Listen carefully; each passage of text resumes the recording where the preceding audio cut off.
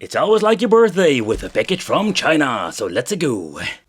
Hey guys, welcome back to the channel. It's awesome that you're tuning in, because in this video we are going to take a close look at the new Super Console. This is the Super Console X, the thin series mini PC, or better known as the Super Console T4 Pro or Pro T4. So this thing is more like a kit that you're going to get. And inside the kit we're going to get ourselves the mini PC, we're going to get ourselves a hard drive. So some of these mini PCs will have like a built-in hard drive. This is not the case because this thing doesn't support a built-in hard drive. Then we do get two controllers. We're going to get my favorite ones. I personally really love these. I also did a separate video about it. These are like the special Top Bat 2 controllers. You also have the wireless version if you can still find it on AliExpress. But this is the wired edition. They are very comfortable and we're going to talk about it later. And also have a built-in turbo function. The hard drive is basically a Botacera hard drive, or better said, an image of Botacera flashed into a hard drive. This is a 2 terabyte. You're also going to get a 500 gigabyte. It comes with the cable that we're going to need, a very short one. An explanation how you need to set it up. Sometimes if you're going to plug it in, it still not boots up, so you need to configure it into the USB mode, so it boots up the hard drive. This is the 2 terabyte edition. Question is, of course, what are we going to get with something like this? And again, like, you can just make it yourself, get a Botacera image, slap it on the hard drive, and you basically have the same result. The Thin T Series Mini PC, it's not like the most powerful version, this T4 Pro, but the question remains, what can we play with it?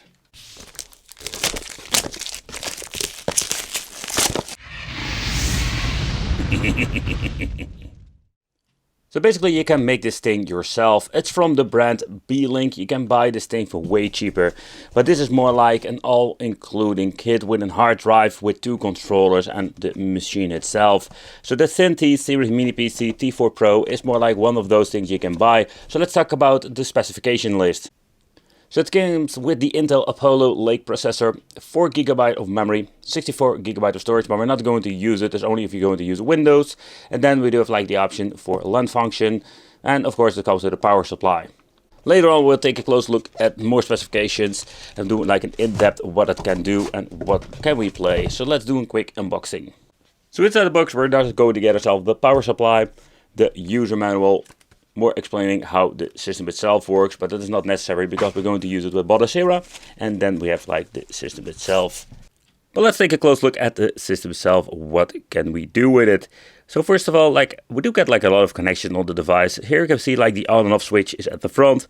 We do get an audio jack and 2 USB 3.0 ports. Very convenient if you want to use the controllers. So at the right side we're going to get another USB port 3.0. We're not going to get one on the left side, because the fourth controller port or the USB port is basically at the back over here. Input for the power supply, 2 USB connections and an RJ45 for connecting the internet. So when you're looking at the overall quality, it feels quite heavy. But when overall, like, there were a lot of plastic parts that you can see, like the top part is made from plastic. On the off switch over here, and the bottom part is made out of metal. So when you do a quick comparison with the Android box, for example, we're having like the GTK Pro over here. You can see this, the Pro version is even bigger. So this tiny, say Intel, let's say mini PC is quite compact. And yeah, just plug it in and let's see what we're going to get.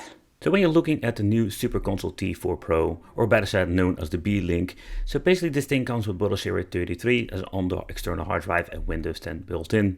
The CPU is an Apollo Lake processor, an N3350 with an Intel GPU built in. That is Intel HD Graphics 500 running on 650 MHz, 4 GB LPDDR3 that runs on 1600 MHz. So in overall, the specifications are not like superb, but that's what you're going to get with a cheaper PC. But the unfortunate thing is that we always need to like go into the freaking BIOS file. The manual that brings with it is absolutely amazing, but I already knew personally what you needed to do. But what you do need to do when powering on, pressing the dial on a keyboard. So you need to have a keyboard laying around. And when getting into the BIOS, we need to set it up. So let's do that first, otherwise it will not boot up into the freaking hard drive. Let's give you a quick sample how you need to set it up. So this time it's going to be easy. At the top you see boot over here. With the boot you can see over there I have like different boot options. So here we can see over here it has been set to the boot manager. There needs to be the USB device in this case. So now it automatically will boot up into the USB, CD, SD, and then will be Windows. You can put Windows in second if you want to, but I'm going to leave it like this. Save, discard, not discard changes, need to save changes and exit. And then it needs to be set up and it will boot up into Botacera. But if that didn't work, the next thing they need to do, go to security. In this case, we're going to secure boot. And here we see like attempt secure boot enabled. We need to disable this because this will give you a problem if it not like recognize the disk and it doesn't really want to boot up anyway. So still USB drive have been set up over here.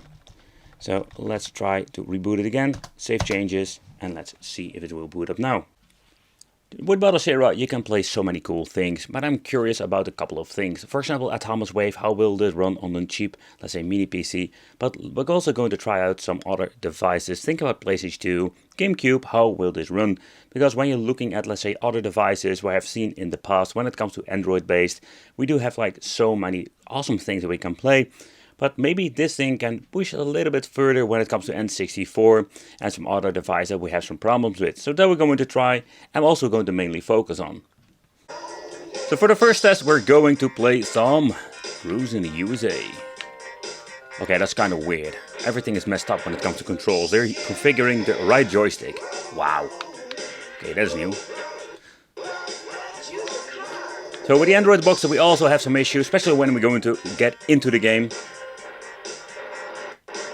We did have some hiccup there.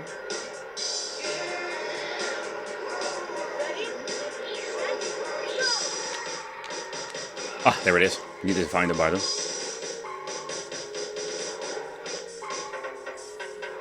But the overall performance is way better than I've seen before with the Android boxes. But we still do have some hiccups here and there.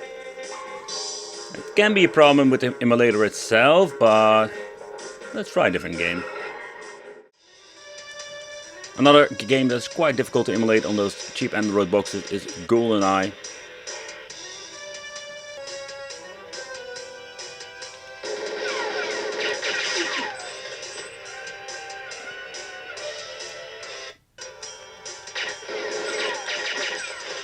But the performance is way better than we've seen with your typical Android boxes. So it's promising. So let's dive into the Gamecube, and of course F-Zero GX is a very demanding game. But I just wanted to see how far we can push this.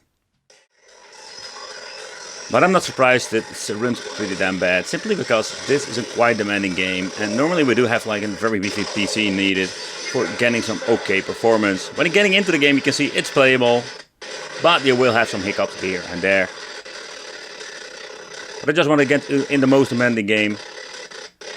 Just to benchmark Gamecube. So Gamecube, it will be a hit or miss. I just wanted to boot up some Wii games just to do a benchmark. But unfortunate, we do get this error a lot. And this is the thing I just want to point out. That we do have like a lot of stuff that doesn't work. I really freaking hate it. Alright, so next up let's try some Sega Dreamcast. I must say that we do have like a lot of boxes nowadays that can run this very well. We do get slightly better performance with these PCs. Maybe we can even crank it up a little bit in the scaling when it comes to resolution, also depending what kind of emulator they're using.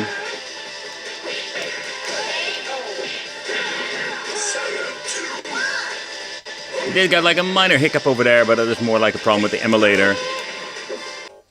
Okay, so let's go back into the 90s with some Sega Genesis.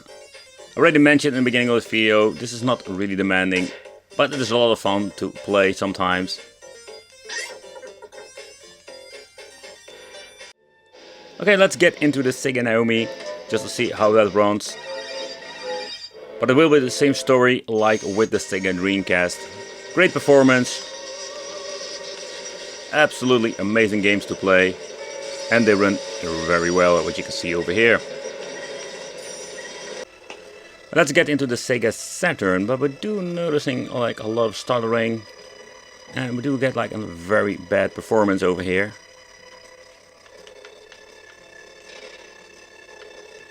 A little bit of a bummer. And that's the thing that we're going to get with these boxes. It can be hit or miss, but also like it can be maybe like a configuration problem. But the reason I'm showing you it like this, because that is what happens all the freaking time. You slap something like say into a machine like this, or you're basically adding through the USB, and see it doesn't even work out of the box. And that's quite frustrating sometimes. So let's see if we can fix it. Let's press the B and hold it. because we're going to get into the options and choose the advanced game option over here. So here you can see like the emulator has been set to auto, and I want to set it here to Yaba Shinshiro. Let's select that one. Yep, let's go back. And let's set it with this emulator and let's boot it up again. Okay, if we do get like a little bit better performance, we can still hear that stuttering in the audio, but you can basically switch between the emulators just to see if we're going to get better performance with the box. Take consideration, it's still not a super powerful box, so we do have like some limitations, but it is slightly better than we had before. Oh, sound. I just want to implement like some PlayStation gameplay in this video, but I just noticed something I need to show you. I'm pressing basically the B button or activating the game, and this is something that happens always like a lot. So sometimes it doesn't even boot up the game. That's something you need to take consideration. So where we had like so many issues back in the day with PlayStation 1, we do have so many devices now that we can actually play it without any hassle.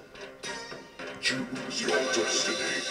But do you need to buy an expensive box for playing PlayStation 1? I think really not, because there are so many cheap devices out there that actually plays very well.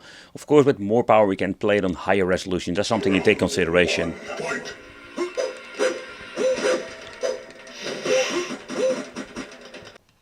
Alright, so next up, let's try some PlayStation 2. And here you also can see that it will push this thing to the limit. Slow motion PlayStation 2. That's actually what it is. So yeah, that's a little bit of a bummer. There was nothing to do about it, and yep. Okay, so next up, a system that will run way better than on your typical Android box is a PlayStation Portable. You're not going to get like superb performance, but it is way better. Of course, we do have like a hiccup here and there, but it's more like a compatibility issue with the game or the emulator. But you do have like finally some wipeout that you can actually play. This reminds me of my last few dates. Okay, so next up I wanted to try some Panasonic. Panasonic is a quite difficult system to emulate, especially with these cheap boxes, but there are actually some games that can play on this, so I think it's pretty cool.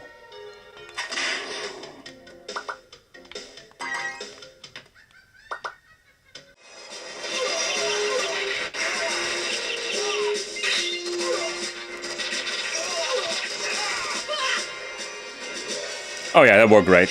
But Autonomous Wave is a system that do have like a hit and miss when it comes to the cheap Android boxes, but with PC you can see that we do have like amazing performance.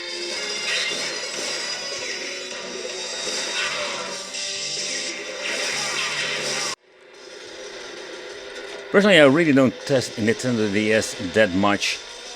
The reason why is because I don't really love to play it like this. Of course, it's more like a personal thing, but I want to show you that the overall performance, it's like very choppy. You can hear the music stutters. The gameplay itself is not super bad, but you can switch it if you want to. That is one of the options you're getting. Oh crap! But personally, I don't find it a really pleasant experience. The new Super Console T4 Pro, or better said, the Beelink T4 Pro. I must say that when you're looking at the performance and overall, it will bring some new things to the table when you're looking at the older models. And of course, Botacera is way more cooler, I think, than Emulation, because we have some more options here and there. But then we do have like, what can we actually play more? We have some better performance with N64, we have improved performance with some other systems, but the PlayStation 2 and the Gamecube was not a great experience in my opinion. So yeah, if you don't mind about those things, I think it can be a pretty damn cool thing. But again, we have cheaper options for, let's say, MAME or PlayStation 1. I want to thank you for watching. Consider subscribing, hit that little bell, become one of the Wicked family, and it would be great to see you in the next video.